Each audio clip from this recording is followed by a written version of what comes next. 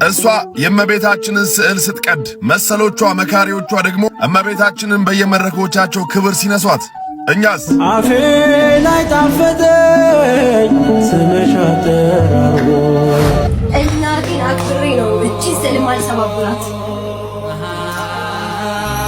የወለደች ኦርቶዶክስ ስለሆነች ስለማከብራት እናቴ እንጂ ብል መብቴ ነው። እዚህ ላይ እቺ ከጀርባ የምትመለከቷት ግለሰብ የቅድስት ድንግል ማርያምንና የመላእክትን ምስለ ስዕል በሚዲያ ላይ በመቀዳደድ በግልጽ በቪዲዮ ላይ እየታየች ትገኛለች። ይህም እንግዲህ በበርካቶች ዘንድ ቁጣን ቀስቅሷል። እንዲሁም ደግሞ በኢትዮጵያ ውስጥ በተለያዩ ሃይማኖቶች መከባበርና መቻቻልን የሚሸረሽር እንዲሁም ደግሞ ለጸብ የሚያጭር ነው ሲሉም እንግዲህ በርካቶች እየተቃወሙ ይገኛሉ። የዚችን ግለሰብ ድርጊትም የሚመለከተው እንዲሁም ደግሞ የህግ አካላት አስፈላጊውን እርምጃ እንዲወስዱ በበኩሌ መጠየቅ ፈልጋለሁ። በርካቶችም እየጠየቁ ይገኛሉ። ሪፖስት እያደረጋችሁ እንዲሁም ደግሞ ሼር እያደረጋችሁ ለሚመለከተው አካል እንዲደርስ አድርጉ።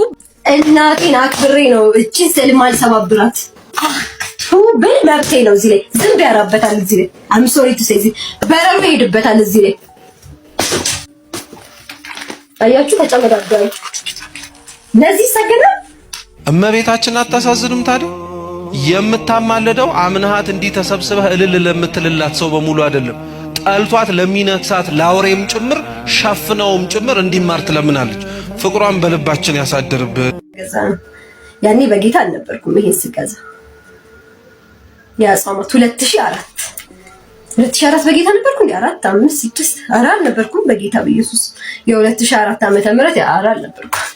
5 ዓመቴ ነው ጌታን ካወቅኩ።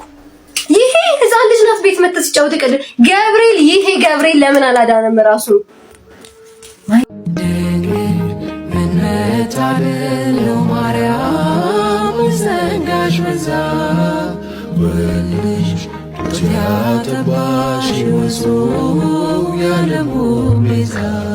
አንዳንዶች በዚህ ዘመን ከኦርቶዶክሳዊነት ጋር የሚጣሙት ለምን እንደሆነ ታውቃላችሁ? አባሯት እኮ ነው የሚሉ፣ አስወጧት እኮ ነው የሚሉ፣ ከስብከታችሁ አስወጧት ነው የሚሉ፣ ከመዝሙራችሁ አባሯት ነው የሚሉ። አልተገባልኩኝ ስሟን ተመግቤ በስዕሏ ፊት ስገዱ። ለምን እንሰግዳለን ሲባል ለተቀረጸ ምስል አትስገዱ ብሏል እግዚአብሔር። የተቀረጸ ምስል አትስገዱለት፣ ደግሞ ለተቀረጸ ምስል ስገዱ ሲል የሚገኝም ራሱ ነው። ስትሰግድ ለስዕላት ስትሰግድ አምላክ ብለህ እንዳትሰግድ። ማርያምን ይሄንን ቪዲዮ ሳታይ ካለፍክ ይቆጭሃል። ማርያምን ጠልተ መኖር እንደማትችል፣ ማርያምን ጠልተ መንግስተ ሰማያት መውረስ እንደማትችል ይሄ ፓስተር ይነግርሃል። ሁላችሁም ይሄንን ቪዲዮ ተከታተሉት። ማርያም አስጠልታ ከመጣ ሲኦል ነው የምትገባው። የጌታን እናት ጠልተህ ከሆነ የመጣኸው ያዳንህን የመድኃኒትህን እናት በማጸኗ የተሸከመችውን ጠልተህ ወይ የሃይማኖት ሽኩቻ፣ ስድድብ፣ ታቦት፣ ማርያም ክብር ጠልተህ ከሆነ የመጣው ሲኦል ነው የሚጠብቅ እንጂ ብል መብቴ ነው። እዚህ ላይ የናቁሽ ሁሉ ከእግሮችሽ በታች ማርያምን ያቃለለ ጴንጤም አይደለም መጽሐፍ ቅዱስንም አላነበበም። ራሱ እግዚአብሔር እንኳን ያከበሩኝን አከብራለሁ ነው የሚለው። ልናከብራት ልንወዳት ትውልድ ሁሉ ብፅዕት ይላታል መጽሐፍ ቅዱስ ያላትን ነው። ማርያም ማርያም ማርያም ማርያም ብዬ ስምሽን ልጥራው አይደግመኝም እኔ ብደጋግመው። ሰላም ውድ የዚህ ቻናል ቤተሰቦች፣ ሰላም ውድ ኦርቶዶክሳውያን።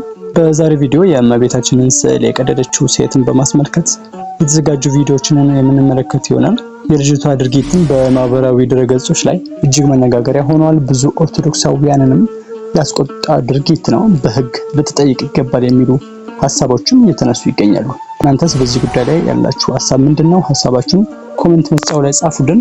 ወደ ዛሬው ቪዲዮ ከማለፋችን በፊት ሁላችሁም ቪዲዮውን ላይክ በማድረግ ጀምሩ። እንደተለመደው 5000 እና ከዛ በላይ ላይክ፣ ሼር፣ ሰብስክራይብ ያደርጋችሁ በቀጥታ ወደ ተዘጋጁ ቪዲዮዎች እናልፋለን።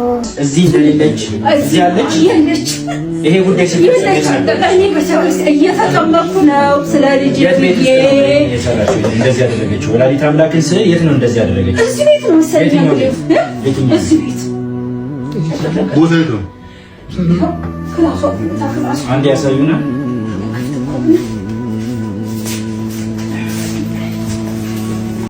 ይህ የምታዩት ቪዲዮ እንግዲህ የማርያምን ስዕል የቀደደችው ልጅ ቤት ሲሆን እናቷን አግኝተው ስለ ልጇ ጠይቋት የት እንዳለች አላቅም የሚል መልስ ሰጥቷል እናቷ። ቪዲዮ እንመልከት።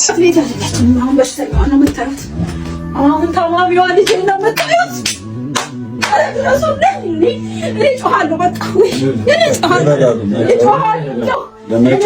ይህ አስነዋሪ፣ ይህ አሳዛኝ፣ የብዙ ኦርቶዶክሳውያንን ልብ ያሳመመ እንዲሁም የገዳም አባቶች እንዲያለቅሱ ምክንያት የሆነን ማህበራዊ ሚዲያ ላይ የነበረን ጉዳይ ሁላችሁም ተመልክታችኋል፣ አይታችኋል። አሁን የምንገኘው ቅናት ከያዛቸው ኦርቶዶክሳውያን ከጀርባ በጣም ብዙ ኦርቶዶክሳውያን አሉ። ዛሬ እዚህ ቤት ውስጥ ተገኝተናል። ይህ ጉዳይ የተፈጸመበት ቤት ውስጥ ነው። እንግዲህ እመቤታችንን ስዕል አድኗ ስትተፋበት የነበረው በዚህ ላይ ነው። አሁን ቤት ውስጥ የለችም። እንደተባለው አዎ ቆየ ነው። እኚህ እናት እያለቀሱ እጅግ በጣም በምሬት ውስጥ ነው የሚገኙት። የት እንዳለች አናውቅም። ይሄ በይቅርታ ይታለፍ የሚል አይነት ልቦናም ኖሮን አይደለም እዚህ የመጣ ነው። ነገር ግን አሁንም ቢሆን ይቺ ልጅ እቺ ትክክለኛዋ ፎቶዋ ነው። እቺ ልጅ የምታውቁ ሰዎች በጠቅላላ በውስጥ መስመር እባካችሁ አድራሻችሁ ስጡን እንላለን። እርሶም ላይ ልንፈርድቦትም አይደለም እዚህ የተገኘ ነው። ነገር ግን ወላዲተ አምላክ እናታችን ናት።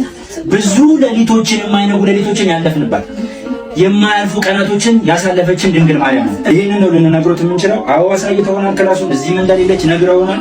በመጣች ጊዜ ግን ለሕግ አሳልፎ ይስጣል። ምክንያቱም ማዕተቦት ይህን ዝም ብሎ ያደረገው አይመስለኝም አይደለ? እንደው አንድ እናት ኖት። በእርግጥ ግን እናቶት ግን እቺ ወላዲተ አምላክ ናት። እቺ ናት የተሰደበች፣ እቺ ናት የተጠፋች፣ እቺ ናት የተቀደደችው አይደለ? ስለዚህ ይሄንን ኃላፊነት እንደው በእግዚአብሔር ስም ነው የምጠይቁት ማለት በወላዲተ አምላክ ስም ነው። እርሱ ላይ አንዳችም ነገር እንዲደርስቦት አንፈልግም። እንዳልኩ እኔ እናት የለኝም።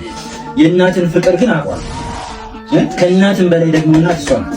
ይሄንን ነገር አደረገው። በዚህ ጉዳይ ላይ የእናንተ ሀሳብስ ምንድነው? ወደ ቤቷ በመሄድ እናቷን ማነጋገር በዚህ መልኩ ተገቢ ነው አይደለም የሚሉ መከራከራችሁም እየተነሱ ስለሆኑ የእናንተን ሀሳብ አስቀምጡልን። ተለምዶ በዚህ ሁሉንም ስዕል አድህኖ እንለዋለን እንጂ ስዕል አድህኖ ማለት ጌታ ዓለምን ሲያድን በመስቀል ላይ የተሰቀለበትን የሚያሳየው ስዕሉ አድህኖ የሚባለው የስነ ስቅለት ስዕል ነው። በነገራችን እሱ ነው ስዕል አድህኖ ማለት የማዳኑ ስዕል ማለት ማዳኑን የሚያሳየው ስዕል። ወደ ቀጣይ ቪዲዮዎች የምናልፍ ይሆናል። ለእመቤታችንና ለሌሎችም ቅዱሳን ስዕላት ለምን እንሰግዳለን? መጽሐፍ ቅዱሳዊ ናቸው ወይ? አባ ገብረ ኪዳን በስዕሏ ፊት ስገዱ። ለምን እንሰግዳለን ሲባል ለተቀረጸ ምስል አትስገዱ ብሏል እግዚአብሔር። የተቀረጸ ምስል አትስገዱለት፣ ደግሞ ለተቀረጸ ምስል ስገዱ ሲል የሚገኝም ራሱ ምሳሌ ተመልከቱ። ለተቀረጸ ምስል አትስገዱ ዘጸአት ምዕራፍ 20 ቁጥር 4 ላይ ደግሞ የዘጸአት ምዕራፍ 25 ላይ የኪሩቤልን ምስል ቅረጽ። ይኸው ተመልከቱ። ለተቀረጸ ምስል አትስገዱ፣ አንድ የኪሩቤልን ምስል ቅረጽ፣ ሁለት እንደዚህ ያለ ችግር ነው። ስዕል ሳሉ አለ እግዚአብሔር። ለዚያ የኪሩቤል ስዕል ላለበት ታቦት መጽሐፈ ኢያሱ ምዕራፍ 7 ቁጥር 6 ላይ ኢያሱ በግንባሩ ሰገደ ይላል። በግንባሩ ሰገደ ለተቀረጸው ታቦት። ለምን ሲባል እግዚአብሔር ለተቀረጸ ምስል አትስገድ ሲል ሁለት መልእክት ነው ያለው። አንደኛ ለምትሰግድለት፣ አንደኛ ጣዖት አታምልክ ነው። ያለ እግዚአብሔር ፈቃድ ለተዘጋጀ ቅርጽ አትስገድ ነው። ስዕል ግን በእግዚአብሔር ፈቃድ ስለሆነ ለስዕል ይሰገዳል። እግዚአብሔር ላልፈቀደው ለሌላው ቅርጽ ነው እንጂ ኪሩቤልን አስለን እንደሰገድ ድንግል ማርያምን አስለን እንሰግዳለን። ሰግደውለታል፣ ኢያሱ ሰግዷል። ሁለተኛ ደግሞ ስትሰግድ፣ ለስዕላት ስትሰግድ አምላክ ብለህ እንዳሰግድ፣ አምላክ ብለህ እንዳሰግድ። ለድንግል ማርያም ስንሰግድ አምላክ ብለን አይደለም፣ ለቅዱሳን ሰግድ አምላክ ብለን አይደለም፣ ፈጣሪ ብለን አይደለም። የእግዚአብሔር ቸርነት የሚገለጥባት ማለት በስርየት መክደኛው ላይ እኔ እገለጥልሃለሁ እንዳለ በድንግል ማርያም ላይ እግዚአብሔር ተገለጠልን። ይሄ ነው ክቡኑት ማለት በስርየት መክደኛው ላይ። ስርየት መክደኛት ማለት ማኅተመ ድንግልናዋ ነው። ታቦቱን ቀርጸ ሲያበቃ የስርየት መክደኛ ስላለ በዚያ በስርየት መክደኛው እኔ እገለጥልሃለሁ። ያ መክደኛ የድንግል ማርያም ድንግልናዋ ነው። በዚያ ክርስቶስ ተገለጠ። ስላነጋገረንም ያ ስዕል ባለበት እንሰግዳለን። ለስዕል የምንሰግደው እግዚአብሔር ስላዘዘ ነው። እንዲያውም አንድ የቤተ ክርስቲያን አባት ሲናገር እንዴት ለስዕል የምትሰግዱ እናንተ? ለስዕል የምትሰግዱ ለስዕሉ እኮ ነው የምትሰግዱ እኮ ለቁሱ ነው የምትሰግዱ ስለ ሲናገር ኢያሱ ለታቦት ሰግዷል አልሰገደም ማለት ሰግዷል። የሰገደ ለታቦቱ ነው። በታቦቱ ላይ ላለው ለእግዚአብሔር አለው። በታቦቱ ላይ ላለው ለእግዚአብሔር አለው። እንግዲያማ እኛም ለእግዚአብሔር ነው የምንሰግድ። በድንግል ማርያም ላይ ላለው ለእግዚአብሔር እንሰግዳለን። ለቅዱሳን የሚሰገደው ስግደት ቅዱሳን ራሳቸው አምልኮ አይደሉም፣ ወይም መጨረሻዎች ሳይሆን ወደ እግዚአብሔር አምልኮ የምንደርስባቸው ምክንያቶች ናቸው። ለከ ይደሉ ስብሐት በጽዮን ወለከ ይትፌኖ ጸሎት በኢየሩሳሌም። በእግዚአብሔር በቅድስናው ሰገድ ተመልከቱ። ወበው ውስተ ጽርሐ ወሰግድ ውስተ ጽርሐ መቅደስከ ይላል። በቅዱስ መቅደስ ገብቼ ሰግድልሃለሁ ይላል። ቅዱስ መቅደሱ ለእግዚአብሔር ስግደት የሚቀርብበት እንደሆነ ስንሰግድ የምናከብረው በስዕሉ ላይ ስዕሉን ራሱን ሳይሆን በስዕሉ ላይ ያለችውን የእመቤታችንን ረድኤት ነው። በሷ ያደረውን እግዚአብሔር ነው የምናከብረው። የምንሰግድም አባቶቻችን እንደሰገዱ ነው። ስለዚህ ቅዱስ ባስልዮስ ዘቂሳርያ እንደተናገረ ምን ይናገራል? ልክ ይላል የእግዚአብሔር ኃይል ለታቦቱ እንደደረሰው እግዚአብሔር በድንግል ማርያም ያሳደረው ረድኤት በሷ ስም ወደ ተሳለው ስዕል ይተላለፋል፣ ያድራል። ስንሰግድም ለእመቤታችን አካል ለንጽህናዋ የክብር ስግደት የአምልኮ ስግደት ቅዱስ ዮሐንስ ደማስቆ እንደሚለው አክብረን እንጂ አምልከን አንሰግድም ይላል። ስለዚህ አክብረን እንሰግዳለን፣ አምልከን ግን የምንሰግደው ለሱ ነው። በእመቤታችን ስዕል በኩል እግዚአብሔርን እናመልከዋለን፣ ድንግል ማርያምን እናከብራታለን። ስለዚህ ለእመቤታችን እንሰግድላታለን። ለምን ሲባል ታቦት ስለሆነች። እስኪ በሉ ታቦት በሉ፣ መቅደስ ስለሆነች በሉ። ስግዱ ለእግዚአብሔር በአጸደ መቅደሱ፣ በቅድስናው መቅደስ ለእግዚአብሔር ስገዱ። እስኪ በሉ በቅድስናው ስፍራ በሉ። ለማን ስገዱ? ምኑ ስለሆነ? መቅደስ ስለሆነች። እንግዲያውስ ድንግል ማርያም መቅደስ ስለሆነች በመቅደሱ በድንግል ማርያም ለእግዚአብሔር እንሰግዳለን። ለአባታችን ለቆሞስ አባ ገብረ ኪዳን ቃለ ሕይወት ያሰማልን። እኛ ኦርቶዶክሳውያን ለቅዱሳን ስዕላት ለምን እንሰግዳለን የሚሉ ጉዳዮችን እየተመለከትን እንገኛለን። ዲያቆን ሄኖክ ኃይሌም በአንድ ስብከት ላይ ያስተማረውን ልጋብዛችሁ። መልካም ቆይታ። ስዕሉ ፊት ለምን ትሰግዳላችሁ? ለስዕል ለምን ትሰግዳላችሁ ከተባላችሁ አጭር መልስ እኛ ለስዕል አንሰግድም። እስቲ ልጠይቃችሁ። ለምሳሌ በጣም የምንወደው ሰው ሲሞት በአገራችን ባህል ለቅሶ ላይ በእጃቸው ምን ይዛል? ፎቶውን ይዛል። ያቅፉታል፣ ደረታቸውን በደረታቸው አይደል? ያቀፉት ሰውየውን ነው፣ ፎቶውን ነው። ፎቶ ፊት የምናሳየው ፍቅር ለፎቶ ነው ለሰውየው? ማንን እያሰብን ነው? ሰውየው። በፎቶ ፊት የምናደርገው ማንኛውም ለቅሶም ፍቅርም ብንስመው ብንጮህ ወዲያ ወዲህ ብናደርገው ፎቶውን እያሰብን አይደለም? ማንን እያሰብን ነው? ሰውየውን እያሰብን። ስለዚህ በፎቶ ፊት የሚደረገው ማንኛውም ነገር ለፎቶ ሳይሆን ለፎቶ ባለቤት ለፕሮቶታይፑ ለፎቶ ለወከለው አካል። በስዕል ፊት የምናደርገው ማንኛውም ጸሎት፣ ስግደት፣ አክብሮት ለስዕሉ ሳይሆን ለስዕሉ አኮ ዘንሰግድ ለረቅ ወለቀለም ወለግብረ እድ የምንሰግደው በሉ ለወረቀቱ፣ ለቀለሙ፣ ለሰው የእጅ ስራ አይደለም። በስዕሉ ፊት የምናደርገው ሁሉ ለማን ነው? ለስዕሉ። የክርስቶስ ስዕል ፊት ለማን ነው? ለክርስቶስ ስዕል እንኳን ስንሰግድ እየሰገድን ያለነው ለስዕሉ ሳይሆን ለስዕሉ ባለቤት ለክርስቶስ የሚገባውን ስግደት። ስለዚህ መነጋገር ካለብን የስዕሉ ባለቤት ስግደት ይገባዋል ወይስ አይገባው የሚለው ጉዳይ ነው። በቄሳር ዘመን እኮ አንዱ ቅዱስ እስጢፋኖስ ዘኒቆማዲያ የሚባል አንዱ ቄሳር የጌታን ስዕል እየረገጠ እኔ ጌታን ወደዋለሁ ግን ይሄ ወረቀት ነው ጨርቅ ነው ይላል። ምን አደረገው መሰላችሁ? እስጢፋኖስ ሳንቲም አወጣና መሬት ላይ አስቀመጠና ረገጠው። ከዛ ወታደሮቹ እንዴት ትረግጣለህ የቄሳራችንን ሳንቲም አሉ። እኔ ቄሳሩን አልረገጥኩም፣ የረገጥኩት ምኑን ነው? ሳንቲሙን ነው አለ። ምን ለማለት ፈልጎ ነው? አንተ የክርስቶስን ስዕል ስትረግጥ እያስቀየምክ ያለው ስዕሉን ሳይሆን ማን ነው? ባለቤቱን ካላቁ ጥሩን አይነቅ። ስለዚህ በስዕላት ፊት የምናደርገው ስግደት፣ ጸሎት ሁሉ ለስዕሉ ባለቤት ነው እንጂ ለስዕሉ ወረቀቱ፣ ቀለሙ አስደንቆን አይደለም። በቀጣይ ደግሞ ከፕሮቴስታንት ወደ ኦርቶዶክስ የተመለሰች እህታችን ማርያም አታማልድም ለሚሉ የሰጠችውን መልስ አብረን እንከታተል። ማርያም ታማልዳለች አታማልድም ለምትሉኝ ሰዎች ከስንዴው በፊት ወይስ ከስንዴው በኋላ? ከስንዴው በፊት ከሆነ ኢትዮጵያ ውስጥ ላለፈ 3000 ዓመት ክርስትና በነበረበት ዘመን ማርያም ታማልድ ነበር። እስራኤል የምትባል ሀገር ባልነበረችበት ዘመን፣ አሜሪካ የምትባል አውሮፓ የሚባሉ ነገሮች ባልኖሩበት በዛ ዘመን የዛኔ ማርያም ታማልድ ነበር። እንዘን አውሮፓውያኖቹ ከመጡበት ጊዜ ጀምሮ በተለይ እቺ ገነት የሆነችዋን አፍሪካን መቀራመጥ ከጀመሩበት ጊዜ ጀምሮ ግን ማርያም አታማልድም። አንቺ ምን ታምኛለሽ ብትሉኝ ግን እኔ አስተውት ማርያም ታማልዳለች።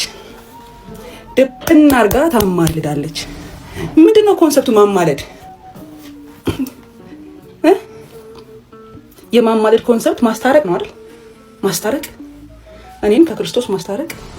እኔ ኃጢአት የሰራሁት የኃጢአቴ ብዛት ከብዶብኝ ቀና ብዬ እግዚአብሔርን ማየት የከበደኝ ሰው ብጽዕት ቅድስት ናት የተባለች ክርስቶስን አርግዛ 9 ወር ወልዳ ተንከራታ አሳድጋ መስቀል ያደረሰች እናት አታማልድ እንድል አልችልም።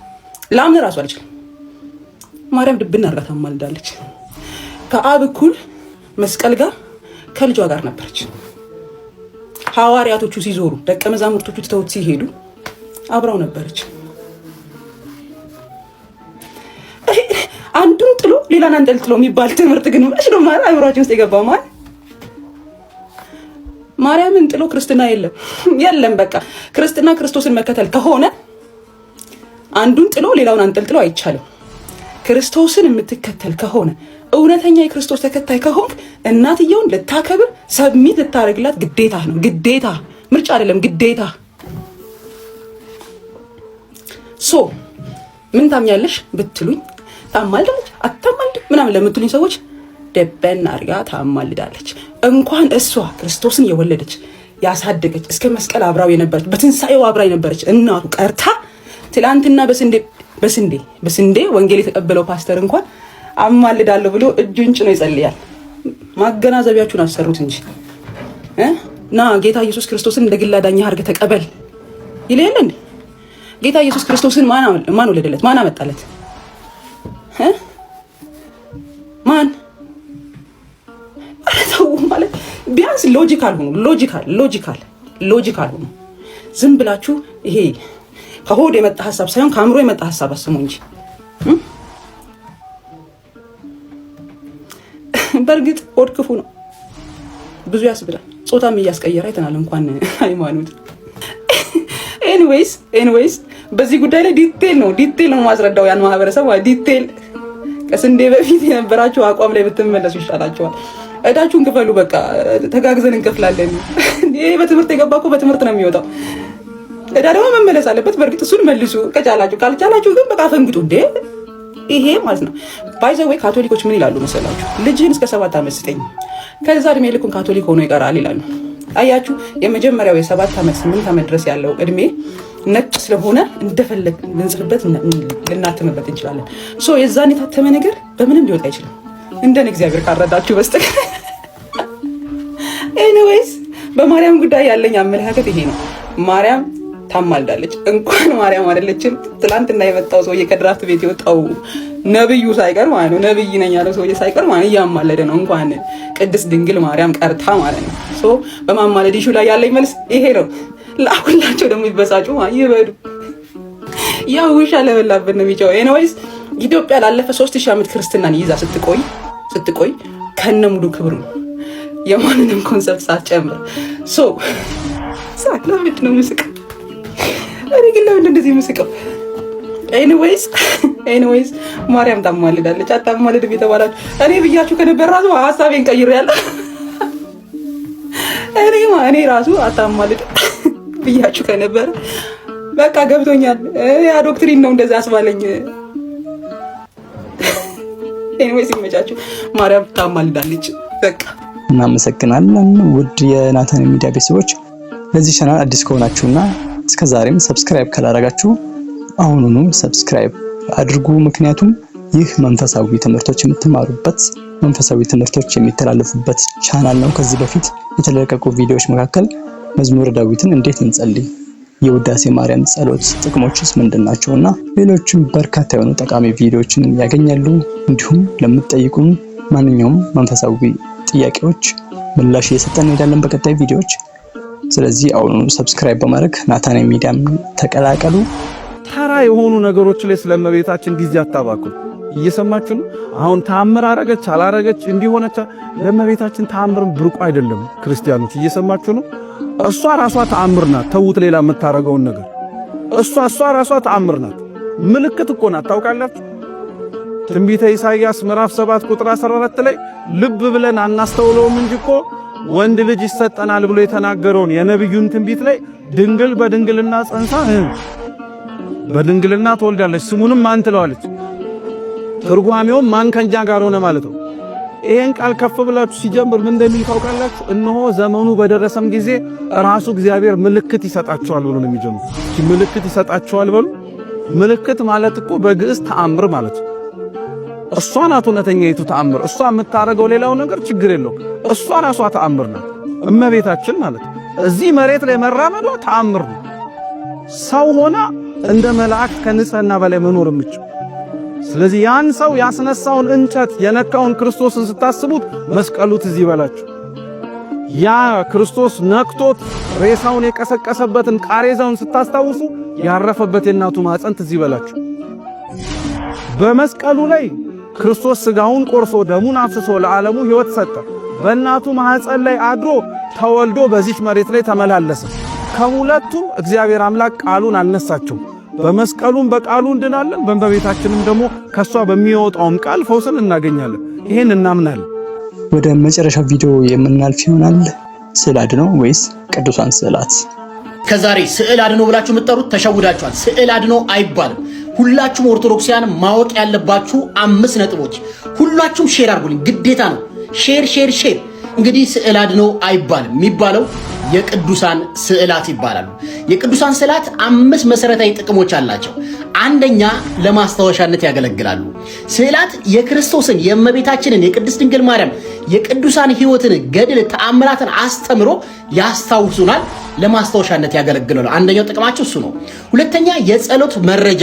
ስዕላት ፊት ስንቆም በቀጥታ ለስዕሉ ሳይሆን በስዕሉ ለሚወከለው ቅዱስ ወይም ለክርስቶስ የምናቀርበው ጸሎት እንጂ ስዕላት ፊት ስንቆም ለስዕሉ ሳይሆን ለስዕሉ ባለቤት ነው ጸሎት የምናደርገው።